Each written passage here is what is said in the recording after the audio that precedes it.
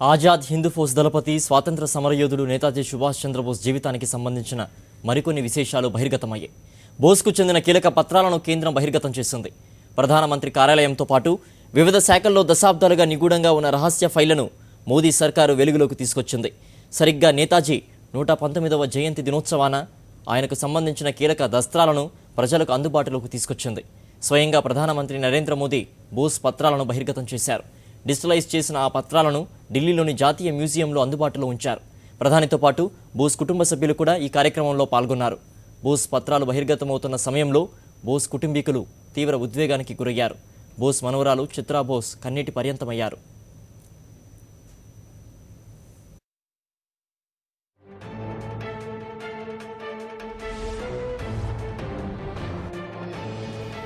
అంతకుముందు నేతాజీ సుభాష్ చంద్రబోస్కు జాతి ఘనంగా నివాళి అర్పించింది. పార్లమెంట్ హాల్లో మోదీ చిత్రపటానికి బోస్ కుటుంబ సభ్యులు నివాళి అర్పించారు. కేంద్ర మంత్రులు, బీజేపీ సీనియర్ నేతలు, పలువురు ప్రముఖులు నేతాజీ చిత్రపటానికి పూలమాల వేసి అంజలి ఘటించారు. ఆర్ఎస్ఎస్ నేత ఇంద్రేష్ కుమార్ బోస్ కుటుంబీకులతో భేటీ అయ్యారు. ఇక ప్రధాని నరేంద్ర మోదీ ఢిల్లీ జాతీయ మ్యూజియంలో నేతాజీకి ఘన నివాళి అర్పించారు.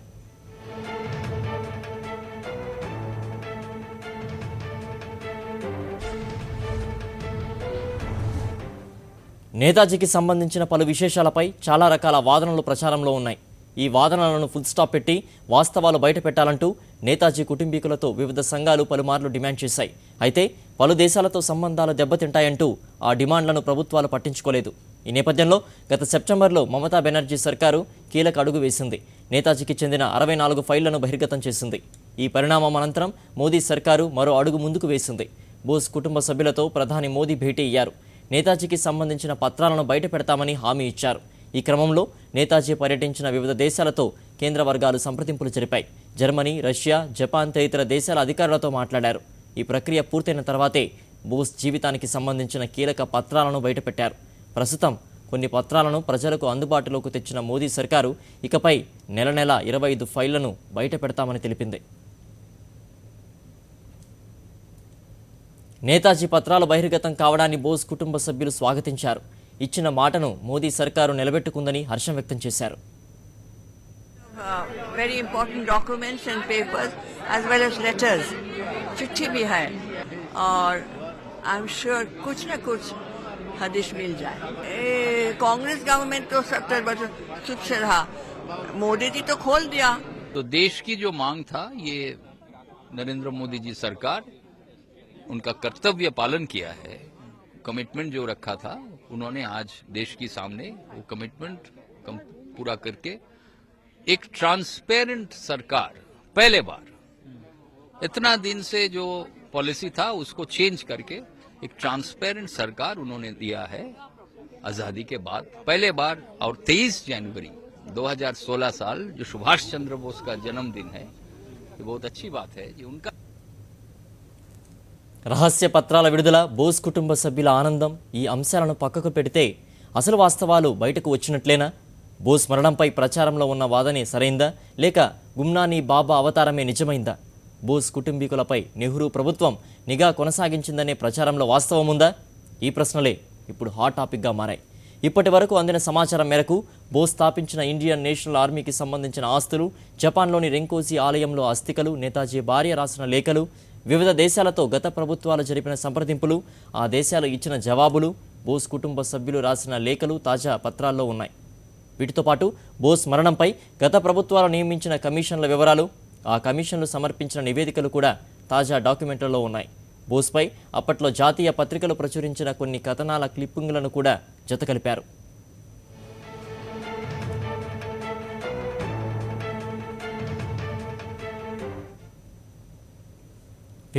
విమాన ప్రమాదంలోనే నేతాజీ మృత్యువాత పడ్డారు. బోస్ మరణంపై తాజా పత్రాలు చెబుతున్న విషయం ఇదే. 1945 ఆగస్టు 18న తైపీలో జరిగిన విమాన ప్రమాదంలో బోస్ తీవ్ర గాయాలయ్యాయని, ఆసుపత్రిలో చికిత్స పొందుతూ అదే రోజు అర్ధరాత్రి ఆయన కన్ను మూశారని తాజా పత్రాలు పేర్కొంటున్నాయి.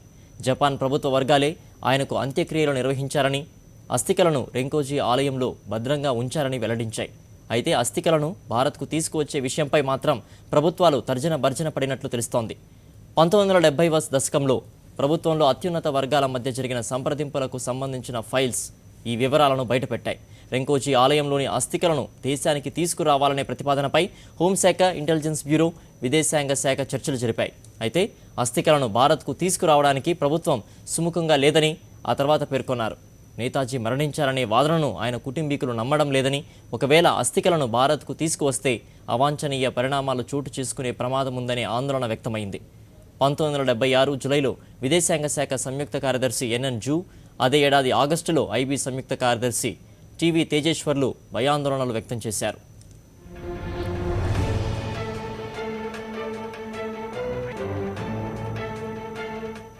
ఇదిలా ఉంటే విమాన ప్రమాదంలో నేతాజీ చనిపోయారనే వాదనను బోస్ కుటుంబ సభ్యులు ఇప్పటికీ అంగీకరించడం లేదు. తాజా పత్రాలతో కూడా బోస్ మరణంపై సందిగ్ధత వెళ్లలేదని వారంటున్నారు. రష్యా నుంచి కూడా ఫైళ్లు వచ్చిన తర్వాతే బోస్ మరణంపై తమకు స్పష్టత వస్తుందని తేల్చి చెప్తున్నారు. लेटर है 1962 में भारत सरकार एक लेटर लिखा है सुरेश चंद्र बोस, नेताजी का बड़े भाई को. वो बोला है ये कोई भी एविडेंस नहीं है, सर्कमस्टेंशियल एविडेंस है ये विमान दुर्घटना के बारे में. तो भारत सरकार 62 में बताया है ये एविडेंस सामने नहीं है. को सबूत नहीं न मिलने से अब प्लेन क्रैश हुआ व नहीं हुआ ये अभी प्रीमेच्योर है. बाकी जो फाइल है वो आगे सार्वजनिक होने का है और केजीबी फाइल सामने लाना है, तब जाके ये जो रहस्य है इनका समाधान हो सकता है. నేతాజీకి భారతరత్న ఇవ్వాలనే ప్రతిపాదన వచ్చిందా? అప్పటి ప్రభుత్వం ఆ మేరకు ఆలోచన చేసిందా? బోస్ కుమార్తె కూడా నేతాజీకి భారతరత్నపై ఆరా తీశారా అంటే అవుననే సమాధానం వస్తోంది. తాజాగా డాక్యుమెంట్లు ఆ విషయాన్ని వెల్లడిస్తున్నాయి. బోస్ కుమార్తె అనితా బోస్ 1992 ఫిబ్రవరి 21న నాటి భారత రాయబారి బక్షీకి లేఖ రాశారు. నేతాజీకి భారతరత్న ఇచ్చే యత్నాలను అనితా బోస్ అడిగి తెలుసుకున్నారు. భారతరత్న పురస్కారానికి బోస్ను ఎంపిక చేయాలన్న ప్రతిపాదనపై హర్షం వ్యక్తం చేశారు. ఈ మేరకు నాటి ప్రభుత్వానికి అనితా బోస్ కృతజ్ఞతలు కూడా తెలిపారు.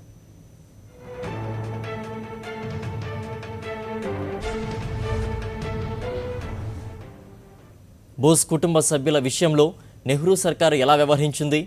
బోస్ కనిపించకుండా పోయిన తర్వాత ఆయన భార్య, పిల్లల పట్ల ఎలా స్పందించింది? బోస్ కుటుంబీకులపై నెహ్రూ ప్రభుత్వం నిఘా పెట్టిందా? ఈ ప్రశ్నలకు కూడా తాజా పత్రాల్లో కొద్దిగా సమాధానాలు దొరికాయి.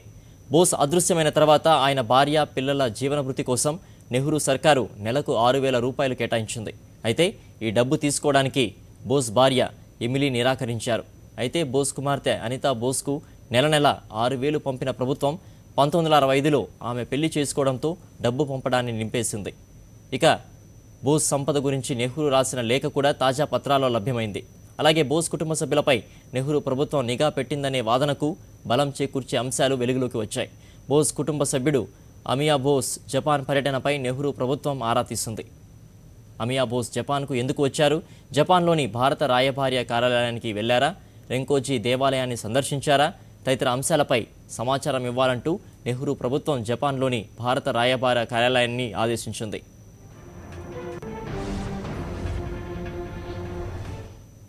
బోస్ యుద్ధ నేరస్తుడా? స్వయంగా ప్రథమ ప్రధాని నెహ్రూనే ఈ వ్యాఖ్య చేశారా? అవునని అంటున్నాయి తాజా పత్రాలు. బోస్ను వార్ క్రిమినల్గా పేర్కొంటూ నాటి బ్రిటన్ ప్రధాని క్లెమెంట్ అట్లీకి నెహ్రూ లేఖ రాసినట్లు బయటకు వచ్చింది. అయితే ఆ పత్రంలో చాలా అక్షర దోషాలు ఉండడం అనుమానాలకు తావిస్తోంది. నేతాజీని నెహ్రూ యుద్ధ నేరస్తుడిగా సంబోధించారనే ప్రచారాన్ని కాంగ్రెస్ తీవ్రంగా ఖండించింది. తప్పుడు పత్రాలు సృష్టించి నెహ్రూను అప్రతిష్ట పాలు చేసేందుకు కొంతమంది వ్యక్తులు ప్రయత్నిస్తున్నారని మండిపడింది. ఫోర్జరీ పత్రాలు సృష్టించిన వారిపై చట్టపరమైన చర్యలు తీసుకుంటామని హెచ్చరించింది.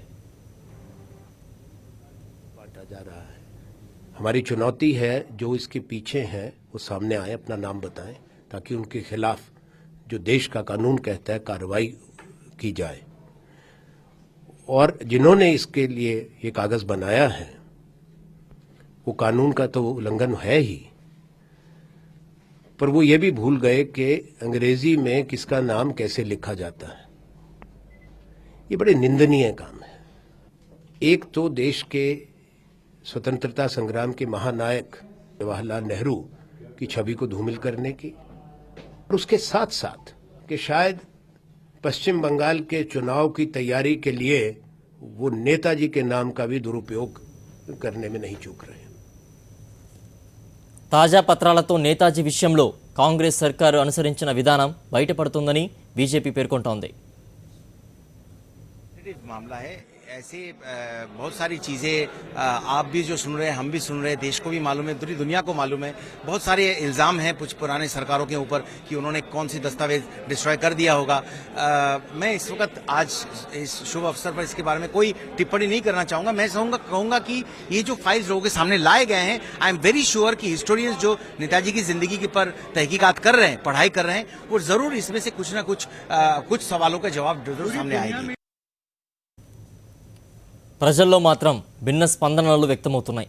పత్రాలను బయటపెట్టడమో ఇంకేవో రాజకీయ చర్యలు చేపట్టినంత మాత్రాన నేతాజీ ప్రతిష్ట పెరగదని, ఆయన ఆలోచనలు అమలు చేసినప్పుడే బోస్కు నిజమైన నివాళి అని ప్రముఖ ఆర్థికవేత్త అమర్త్య సేన్ అభిప్రాయపడ్డారు. There's hardly any mystery about it. If there's some mystery, it would be nice to know. It won't have any profound influence on Netaji's vision. To concentrate on the peculiar circumstances of his death, ignoring his message of unity, secularism, democracy would be a huge mistake. So we have to concentrate on the right thing rather than get excited about the wrong thing.